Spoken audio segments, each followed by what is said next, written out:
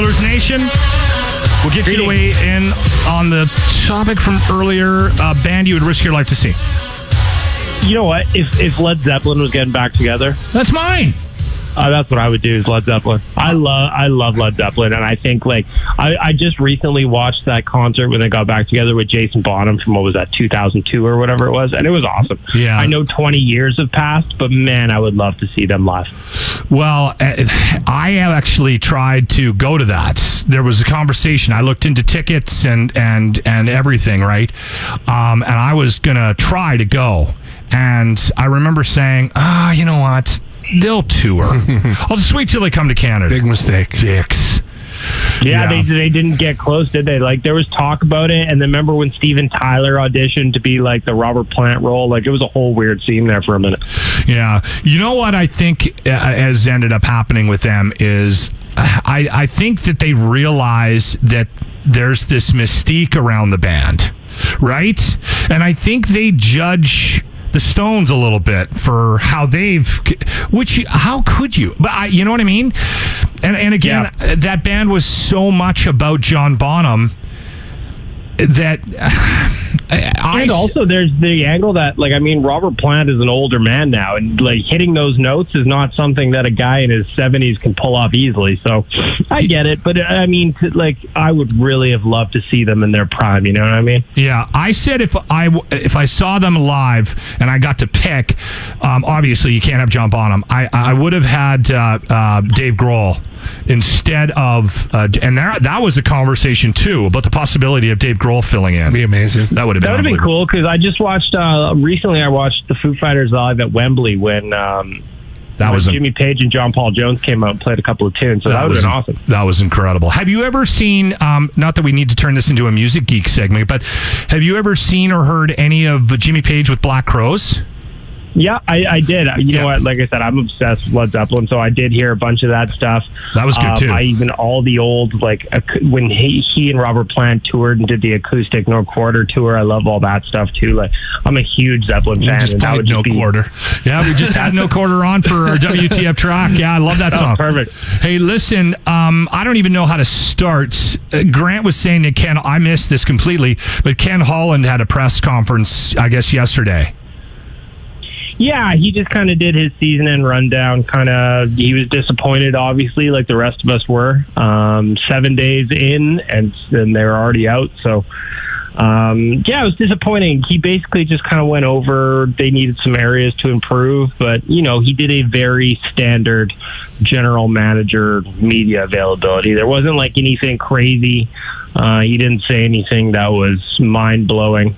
There needs to be some improvements. He's going to work to fix the team. After a year in, he knows what he's got and all that. There was a lot of words, but not necessarily a whole lot of news. You know what I love about Vegas is that they have put a bullet in the rebuilding conversation. You can't, as a team now, with that team in the league doing as well as they have over the last couple of years since they've started, you cannot have that conversation anymore. And the Oilers definitely cannot have that conversation. You've got two of the best players in the league skating on your team. You cannot say we're rebuilding. You have to say we've done something wrong and we need to fix things, Sure. Yeah, and if you look at Vegas too, you look at what a competent management team could do. And I'm not taking a shot at Ken Holland at all. He's only been here a year, but it does really show the damage that Peter Chiarelli did in his time here, right? It set the franchise back years. And you look at Vegas, and they just haven't made those mistakes. What's going to be really interesting to me is to see, okay, we saw what Vegas has done and continues to do since coming in expansion. What's Seattle going to do? Because you got to think that the other general managers learned lessons with the expansion draft, how they're going to give players up, how they're going to trade to stay away from guys. It's going to be interesting to see what happens with Seattle, because they've got big shoes to fill, and I don't think it's going to be easy. So everyone is talking this week about Darnell Nurse too. What are your thoughts on him? People are like, get rid of him. He's disappointing. I don't know. What are your thoughts on Nurse? I like Darnell Nurse, but at the same point, like Lachlan just said, this is a team that needs to win, and they didn't have enough scorers in the qualifying rounds against Chicago. They had the same three guys that are always putting up points. It's McDavid, it's Draisaitl, and it's Nugent-Hopkins, and they didn't get much help from anybody else. The problem is Darnell Nurse's new contract kicks in. I was more disappointed with Zach Kassian, to be honest. Yeah, I was going to say I was really disappointed with Kassian in the playoffs. So I didn't hear his name at all. We're pointing fingers at what went wrong, and that makes sense considering how disappointing the exit was. But there's a lot of passengers on that team, and I don't necessarily think that Darnell Nurse has got the biggest target right now. He probably has he's one of the players with the most value, so I can see why people would want to trade him because you would get a healthy return. But to me, I was more disappointed with Zach Kassian than I was with Darnell. He was kind of on a lot of fans' radar because he was the one that spoke out, calling out his team after they lost, and everyone was like, "Well, you didn't play that great either." Well, and it's kind of the same old story for the last few years, right? You got three players producing the bulk of the points. The defense was kind of porous as a unit. I wouldn't say there was one person that was particularly stands out more than the others, but I just thought it was disappointing all around. This city was so hyped for something to happen. Yeah. Edmonton is the hub. We thought that they could make some noise in their own barn, and they just kind of fizzled out. Chicago, the thing that was really disappointing for me is Chicago didn't play that well necessarily. No. Just the Oilers found new and creative ways to shoot themselves in the foot, and that was the thing that drove me crazy. Is that I think I heard something about Crawford making it into the next round with one of the worst save percentages in the history of the playoffs. Yeah, right? outside of the elimination game in game 4, he was awful. He was dreadful, and the fact that both Oilers goalies couldn't even match that horrible effort was pretty disappointing. And to see them get pumped last night by Vegas, wasn't overly surprising. So, again, it's just for all the hype, all the anticipation, 4.5 months of waiting, they really went out with a whimper, didn't they? Yeah, the thing. I think, without pointing fingers, I just think this team doesn't know how to play playoff hockey, right? There's another gear you need to hit. And I don't know, we can talk about secondary scoring and defense and all this stuff that always gets talked about by the sports donkeys. But in my opinion, it's just, you have to get buy-in. The whole team has to figure out, okay, this is the playoffs and this is a different game. All right, you ready, boys? Let's go. Because you see teams with very little talent that have figured out that this is playoff hockey. Look at the Flames. They beat Dallas last night. And they've just figured out this is how you play playoff hockey. And I don't know what you do to a team to get them to buy into this is a different game now, right?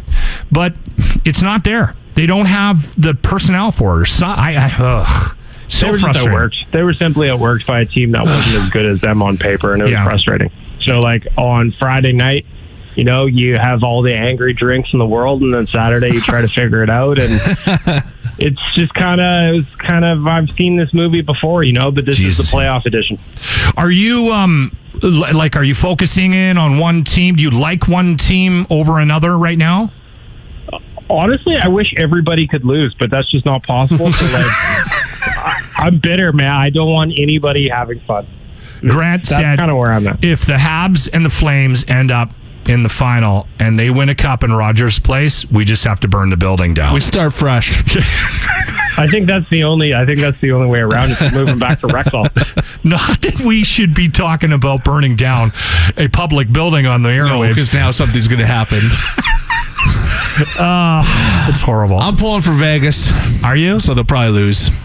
I don't know who. I just know I don't want Once Vegas was feeding the homeless people outside of Rogers, I was like, I'll cheer for them. Oh, you know what? I don't mind that. I'm in. I like that. Yeah, right. That was nice to see a little bit of community involvement. I just, I thought that was funny to...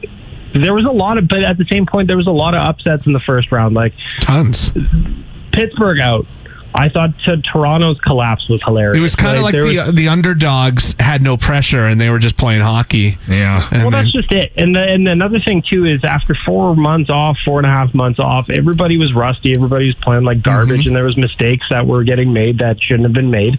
And the Oilers really did an excellent job of making all kinds of mistakes. So they kind of got, I said it in my wrap-up that night after Game 4, they got the result they deserved. Yeah, absolutely. That's an excellent way to wrap up this, too. Baggedmilk, we'll keep you going, though. We're going to keep calling you. Oh, can't stop. All right, brother. All right, later, boys.